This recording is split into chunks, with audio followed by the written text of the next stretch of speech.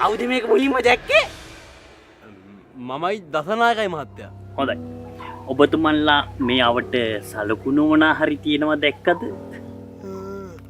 ආව් මහත්තයා. මේක දකින්න කලින් බෙට්ටකුයි පොල් කොම්බෙකුයි දැක්කා.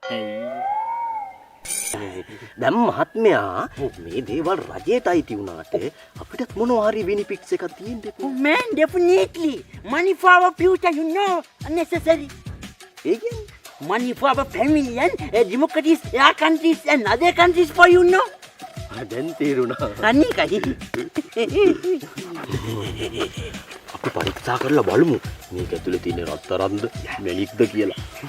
ඒ වුණාට සුදත් මහත්තයා මේක මට නිදානයක් වගේ පේන්නේ නැහැ. කවුද මේක අපිට මුලින්ම දැනුම් දුන්නේ? මම මහත්තයා.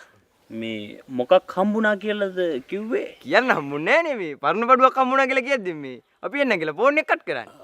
හරි හරි. දැන් ඔබතුමාලා හිතන විදිහට මොකද්ද මේ? කියපන් දැන් ඉතින්. බෝම්බයක්. බෝම්බයක්. එහෙනම් නැවත මැල්ල බලන්න එනවා. බලන්නේ. දිගයි.